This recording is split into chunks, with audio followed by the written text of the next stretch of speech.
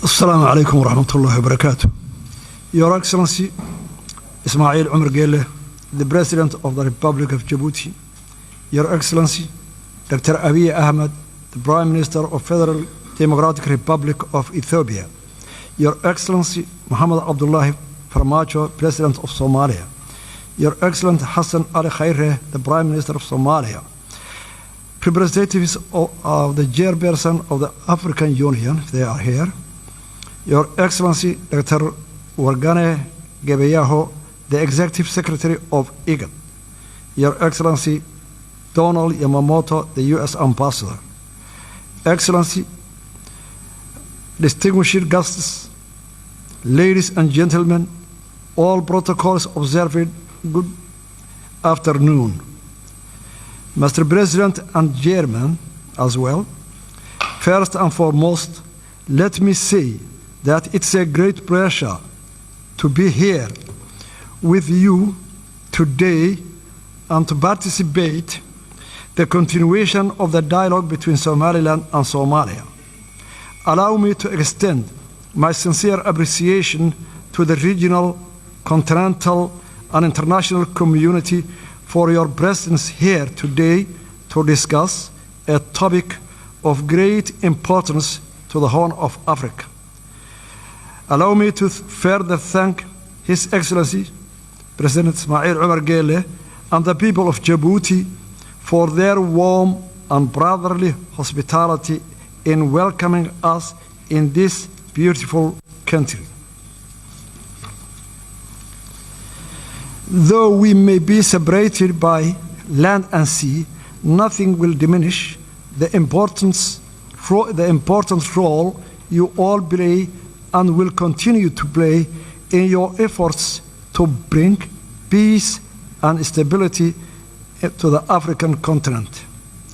The region is suffering from a combination of unprecedented challenges, which range from the COVID-19 to environmental and socio-economic issues. Regional cooperation and hegemony is urgently required to steward the vulnerable to more prosperous and stable future. Restarting of these mediation talks with international support is an important factor in securing a more sustainable future in the fulfillment of onerous and worthy duty of building a safe, secure, and stable relationship for the people, for Somaliland and Somalia. Excellencies, allow me to stress the current phase that we are entering is a crucial in shaping the future of the future bilateral relationship between our two neighboring countries, regional stability, and sustainable and prosperous future for the Horn of Africa.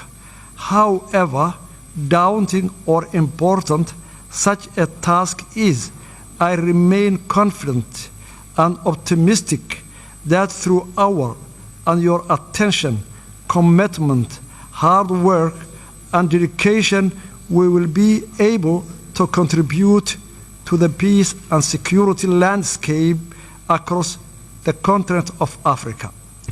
Excellencies, allow me to present a brief historical background on how we got to where we are today. Republic of Somaliland received its independence from the United Kingdom 26 June 1960. Notification of that independence was duly registered with the United Nations, and 35 countries recognized Somaliland. Somaliland voluntarily united with Somalia 1st July 1960 to form the Somali Republic. The union was not legally binding, as the Act of Union was never formally signed. Therefore, the unification effort fell short of the requirements mandated by domestic and international law. From the beginning, the union malfunctioned as Somaliland people were hugely oppressed. The people of Somaliland expressed their displeasure with the Union by overwhelming voting against the new constitution in the referendum held in 1961 and followed full-scale struggle against the Somali Republic. The result in the collapse of Somali Republic in 1991 and the restoration of the independence of the Republic of Somaliland 18 May 1991. Since restoring our independence, Somaliland, with its scarce resources and with limited international support, has embarked on a steady, incremental, and progressive agenda of conflict resolution, peace building, and state building, and established good governance and functioning government institutions. We conducted a constitutional referendum in which 97% of Somalilanders voted to support the constitution and the independence. Somaliland, during that period, has made rounds of multi-party free and fair elections, including 3 rounds of presidential elections, 2 rounds of local council elections, and a parliamentary election. Republic of Somaliland has created a conducive environment that enabled a thriving private sector and an inflow of international investment. Somaliland has played an important role in the peace and security of the region and has been a reliable partner in the fight against terrorism, piracy, human trafficking, money laundering, and other forms of organized crimes. Unfortunately, instead of appreciating all those efforts and contributions made by the Somaliland people for the last 30 years, Somalia was in a constant war against the development of Somaliland, economically, security, investment, and this deepened the mistrust and animosity between the two countries. Ever since Somaliland entered hastily into a voluntary union with Somalia, the Somaliland people has been at the receiving end of injustice, discrimination, and state-sponsored genocide at the hands of the Somali government.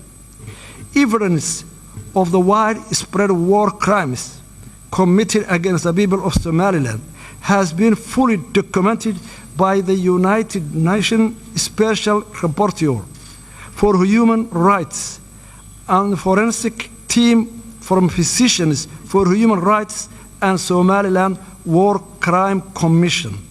The acts of genocide perpetrated by the Siad Barre regime and are memorialized in more than 200 mass graves in our country.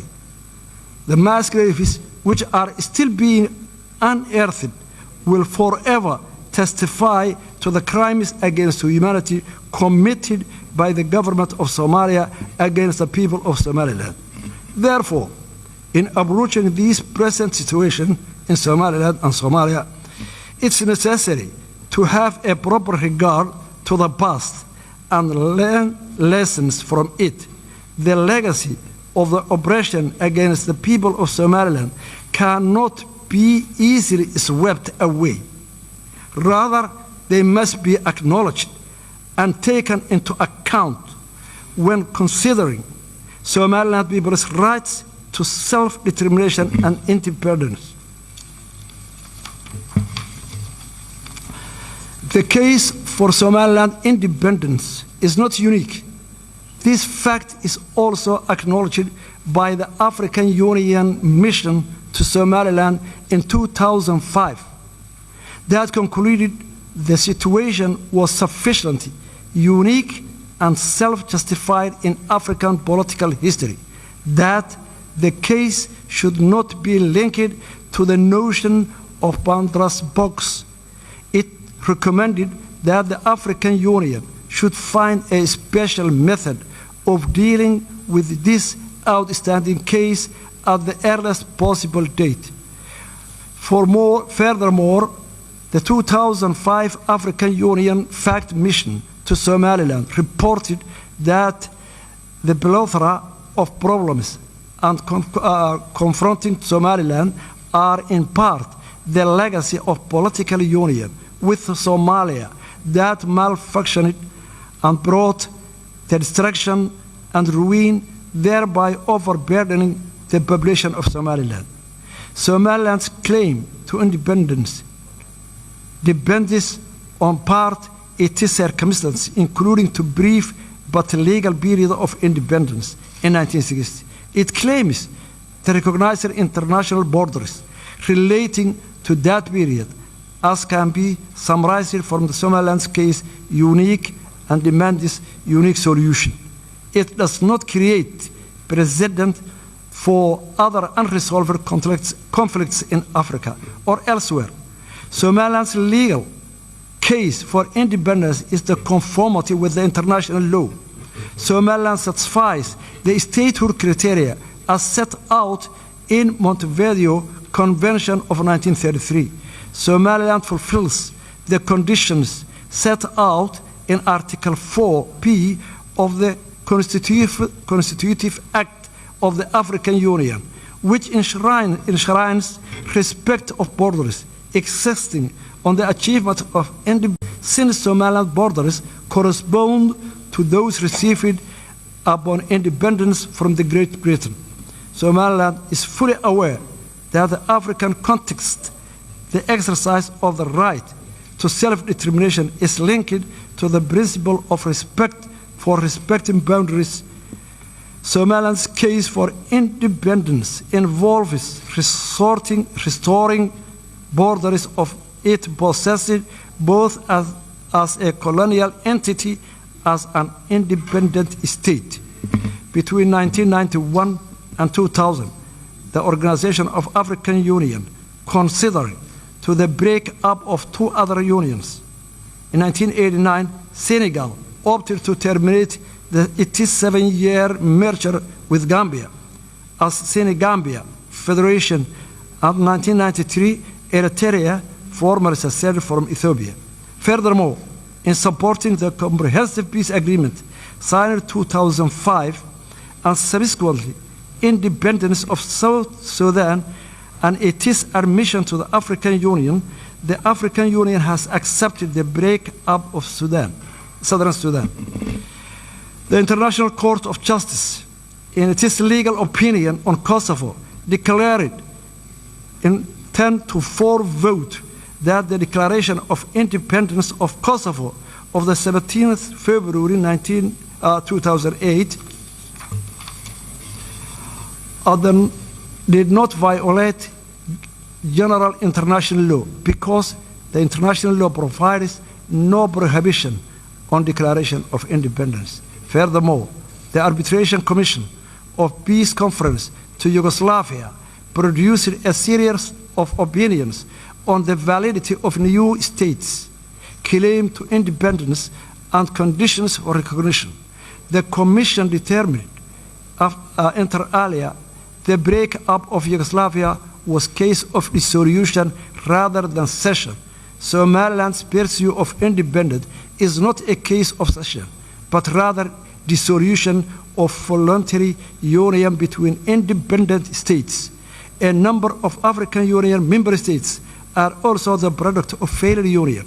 Mali, Senegal, Gambia, and Egypt have all withdrawn from unions with their borders intact. The African Union has also accepted the independence of territories never previously enjoyed full sovereignty. Following the failure of the unity government, Republic of Somaliland exercised its inherent right to self-determination, which are consistent with the preamble of the United Nations 1948 Universal Declaration of Human Rights. Somaliland has long argued that Somali Republic was two united countries. The failure of the unity government provided adequate ground to the restoration of our independence. We believe in that the key to sustainable and peaceful future lies in the honest and sincere dialogue between Somaliland and Somalia under the auspices of neutral and impartial international mediation mechanism and a guarantor. Somaliland remains committed to peaceful coexistence with Somalia. However, Somaliland insists in that the dialogue should be a two-state process with a substantive agenda that addresses the core issues of the dispute. Today, how can we proceed to this dialogue if the previously signed agreements in London, Istanbul, Accra, and Djibouti were not implemented yet? We cordially propose that a serious mediation mechanism and a guarantor should be in place for this new round dialogue. We thank Somalia for their sincere apology to the horror of yesteryear committed in Somaliland. The current generation of Somalia was, of course, not responsible for what the previous generations did, but it is acknowledgement of the wrongdoings of previous generation is significant and heartfeltly appreciated by all Somalilanders. But with acknowledgement also comes responsibility. Responsibility for the damage that horror caused. Words are not enough. Again, words are not enough. The horror of the past requires more than words. It requires actions. The act of recognizing and supporting the independence of Somaliland would go a long way to heal the wounds of the past and enable our states to embrace each other in our independent but closely interwoven futures. I am confident that we can build a bright future together as a brotherly, neighboring nations and for our own people and our region. Thank you very much.